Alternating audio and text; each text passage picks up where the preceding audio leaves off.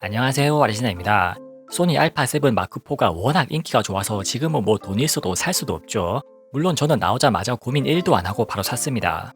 제가 원래 영상 촬영에 쓰던 카메라가 알파7 마크3였는데요. 이제 마크4로 업그레이드해서 최근 영상부터 화질이 많이 좋아진 걸 느끼신 분들도 계실 겁니다. 최근에 공개한 에포스 헤드셋 리뷰하고 아즈라 이어팁 리뷰가 알파7 마크4로 처음 촬영한 영상들인데요. 기존 영상들하고 화질 한번 비교해보시면 차이가 바로 보일 겁니다.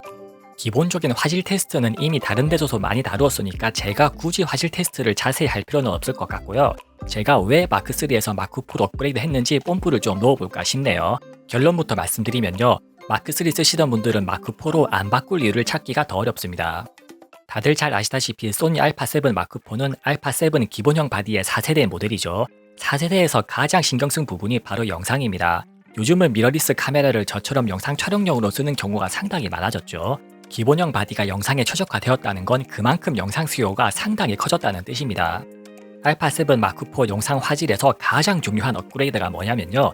바로 4K 60p 10비트 422 올 인트라 영상 촬영을 지원합니다.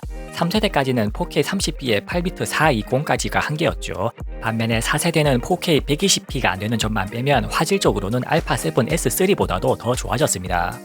3세대까지는 영상이 8비트라서 S로그나 HDR을 활용하기가 사실상 불가능했죠.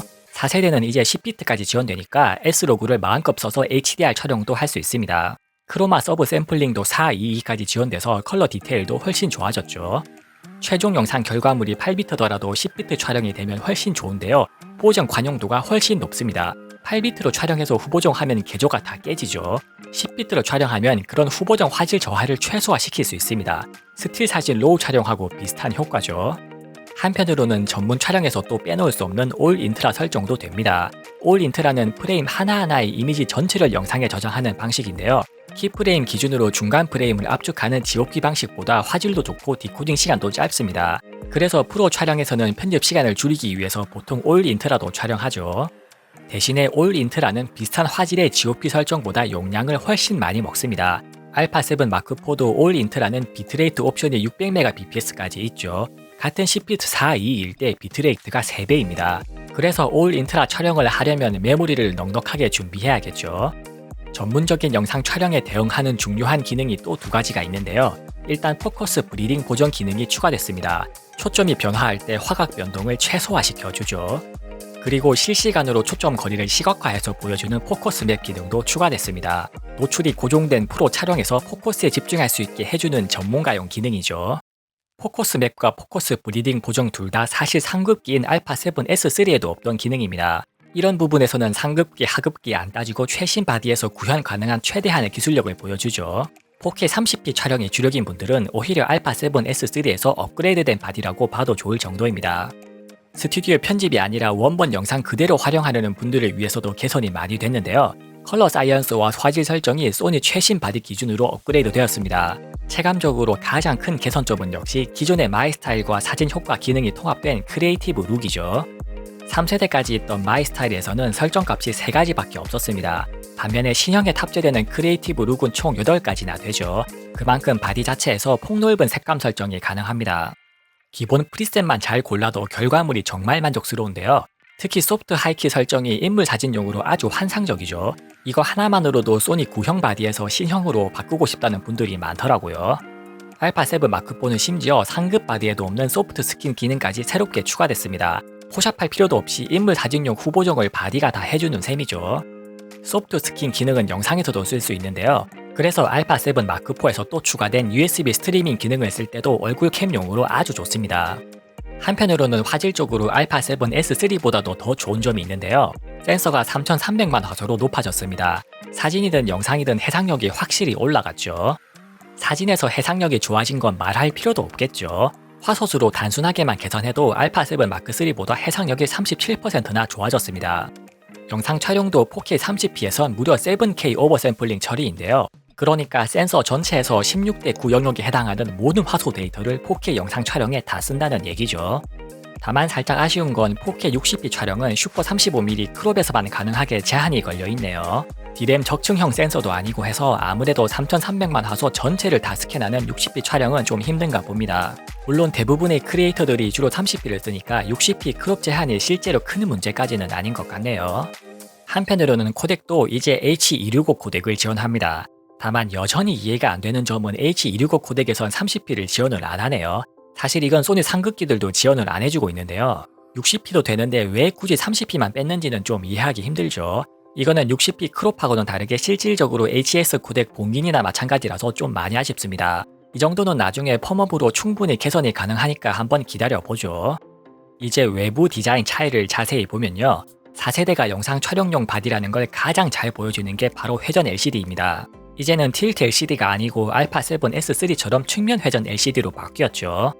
사실 이게 뭐가 좋다고 딱 결론을 내기는 어려운데요.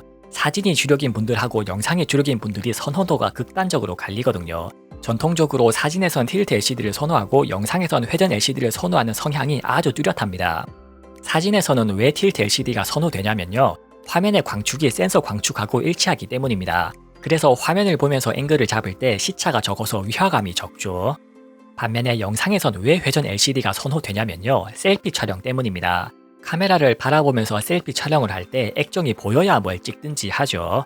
그리고 셀피 촬영이 아니더라도 화면이 앞에서 바로 보이면 멀리서 카메라를 모니터링하기도 편합니다. 그래서 알파 7 마크4가 회전 LCD로 바뀐 점은 확실히 영상 찍는 분들께 유리해진 점이죠. 둘 중 하나밖에 선택할 수 없는 상황에서 소니는 최근 트렌드를 반영해서 영상을 우선시했습니다. 한편으로는 화면 UI도 신형 터치 UI로 완전히 다 바뀌었죠. 이게 회전 LCD하고 특히 궁합이 좋은데요. 일단 메뉴 버튼만 누르면 셀피 모드에서 편하게 메뉴를 조작할 수 있어서 진짜 편합니다. LCD하고 뷰파인더 화소수도 3세대보다는 조금씩 좋아졌는데요. 그래도 여전히 타사 동급 제품들하고 비교하면 좀 떨어지는 느낌이긴 하죠. 이 부분은 그나마 3세대보다는 좋아졌다는 점에서 위안을 삼아야겠습니다. 알파 7 마크4가 영상 촬영용으로 LCD만큼이나 획기적으로 좋아진 점이 또 있는데요. 바로 신형 모드 다이얼입니다. 이제 스틸과 영상 촬영 모드를 다이얼로 바로 선택할 수 있죠. 이건 기존 상급기들에도 없던 완전 좋아진 점입니다. 기존 소니 바디들은 영상에서 PASM 모드를 바꾸려면 메뉴로 들어가야 했죠. 알파 7 마크4는 그런 불편함 없이 영상 모드에서 PASM 모드를 바로 돌려서 선택할 수 있습니다. 소니 바디로 영상 오래 찍어보신 분들은 이게 얼마나 편한지 바로 감이 오실 것 같네요. 영상 촬영 버튼도 알파 7 S3처럼 상단의 셔터 버튼 근처로 이동했죠. 그래서 셔터 버를 누르는 강박하고 비슷하게 영상 촬영을 시작하고 끊을 수 있습니다. 물론 기존 소니 바디들의 버튼 위치가 익숙한 분들도 계시겠죠. 그래서 메뉴에서 영상 촬영 버튼도 커스텀 버튼처럼 원하는 기능으로 바꿀 수 있습니다. 기존 소니 바디의 영상 촬영 버튼 위치가 좋은 분들은 C1 버튼에 영상 촬영 시작을 할당할 수도 있죠. 그러면 기존 소니 바디들처럼 상단 커스텀 버튼 2개 느낌으로 쓸 수 있습니다. 다이얼 조작도 전반적으로 많이 개선됐는데요. 일단 노출 다이얼이 이제 노출 전용이 아닙니다. 그래서 다이얼이 좌우 상관없이 무한대로 돌아가죠. 여기에 상급기들처럼 다이얼 락 버튼까지 생겼습니다. 많은 분들이 이걸 ISO 조절용으로 많이 쓰실 것 같네요. 그리고 셔터와 조리개를 다이얼로 조작할 때 더 이상 쓸데없는 UI가 안 뜨죠. 그만큼 조절값이 화면에 빨리 반영돼서 체감적인 조작성이 훨씬 빨라졌습니다. 화면 터치로 초점 설정도 좋아졌는데요. 기존에는 단순히 초점 지점만 바꾸는 개념이었죠.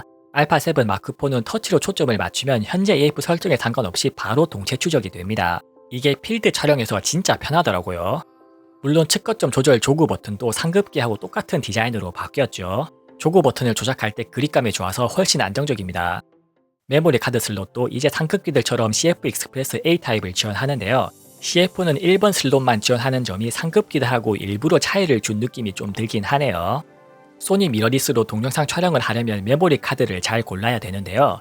SD카드가 속도가 아무리 빨라도 비디오 클래스가 인식이 안되면 하이 비트레이트 영상 촬영이 아예 안됩니다. 비트레이트가 200Mbps가 넘어가면 CF나 V90을 지원하는 SD카드를 요구하죠.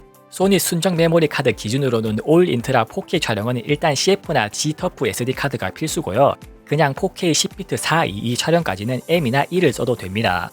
한편으로는 메모리 카드 종류에 따라서 발열 때문에 동영상 촬영 시간이 다르다는 얘기들이 들리는데요. 제가 테스트해본 결론은 메모리 카드에 따라서 촬영 시간 제한은 딱히 없었습니다.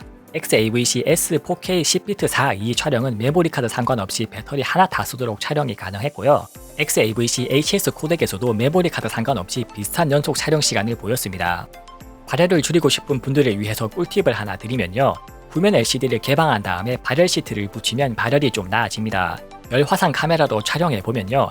발열 시트를 붙였을 때 열이 확산되면서 스팟 온도가 많이 떨어지는 게 확실히 보이죠. 두께가 얇은 그래파이트 시트를 붙이면 LCD를 닫는데도 전혀 문제가 없습니다. 다만 30분 이상 연속 촬영에서는 발열 시트도 별 효과가 없고요. 촬영을 조금씩 끊어서 진행하는 경우에는 중간중간에 조금이나마 발열을 확실히 빨리 빼주는 효과가 있었습니다. 발열 시트 효과를 특히 크게 체감한 게 모바일 연동인데요. 원래 카메라 와이파이 기능을 쓰면 발열이 좀 많이 올라갑니다. 알파7 마크4도 와이파이로 모바일 연동 기능을 쓰면 화면화가 훨씬 빨리 뻗어버리는데요. 발열 시트를 붙이고 나니까 연속 촬영만 아니면 와이파이를 써도 발열 때문에 죽는 경우가 거의 없어졌습니다. 한편으로 바디 디자인에서 입출력 포트도 상당히 개선되었는데요.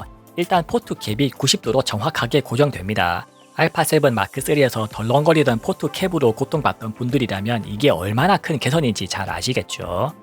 여기서도 영상용으로 좋아진 깨알 같은 개선점들이 있는데요. 일단 마이크 입력 단자만 따로 커버가 분할되어 있습니다. 그만큼 커버를 여는 면적이 적어지죠. 그리고 HDMI 단자가 풀사이즈로 바뀌었습니다. 기존에는 마이크로 HDMI 단자라서 케이블 호환성이 좀 안 좋았죠. 좌측면 포트를 사용하면 LCD를 앞으로 돌려도 화면을 대부분 가리는 문제가 생기는데요. 마이크 단자는 화면 가동 범위보다 위라서 별 문제가 없습니다. 문제는 HDMI 단자인데요. 이렇게 앵글형 플랫 케이블을 쓰면 됩니다. 혹시 HDMI 단자 커버까지 없애고 싶은 분들은요. 옆에 보이는 나사들을 전부 풀면 커버만 뗄 수 있으니까 참고하세요. 포트 디자인에서 3세대보다 너프된 점이 하나 있는데요. 이번엔 순정 케이블 프로텍터가 아예 없습니다. 알파7 마크3는 R3하고 케이블 프로텍터가 호환되는데요. 마크4는 S3하고 포트 구조가 거의 같아 보여도 미묘하게 달라서 호환이 안됩니다. 그런데 실제로 써보니까 케이블 프로텍터가 없어도 별로 아쉽진 않더라고요. 왜냐면 이제는 그냥 와이파이 무선 테더링으로 쓰면 됩니다. 알파7 M3에서 케이블 프로텍터가 필요했던 이유도 USB 케이블 때문이었죠. USB 케이블이 필요 없으니까 케이블 프로텍터도 굳이 필요가 없습니다. 와이파이도 5GHz까지 지원해서 속도도 빠르고요. 와이파이 속도만 받쳐주면 로우 촬영도 무선 테더링이 크게 부담이 없습니다. 그리고 모바일 앱으로 제어도 상당히 좋아졌는데요. 블루투스를 켜놓으면 스마트폰에서 카메라 전원이 켜진 상태를 바로 인식합니다. 그래서 일단 모바일 앱 연동 자체가 상당히 간편해졌고요. 앱하고 연결된 상태에서 화면 반응 속도나 기능 조작 속도도 체감적으로 상당히 빨라졌습니다. 이 정도면 굳이 외장 HDMI 디스플레이가 필요 없이 폰이나 탭으로 모니터링 해도 되겠다 싶을 정도네요. 그리고 알파7 마크3까지는 카메라에서 메뉴로 들어가면 모바일 앱 연동이 풀리는 매우 귀찮은 문제도 있었는데요. 알파7 마크4는 카메라 메뉴 조작을 해도 연동이 안 풀립니다.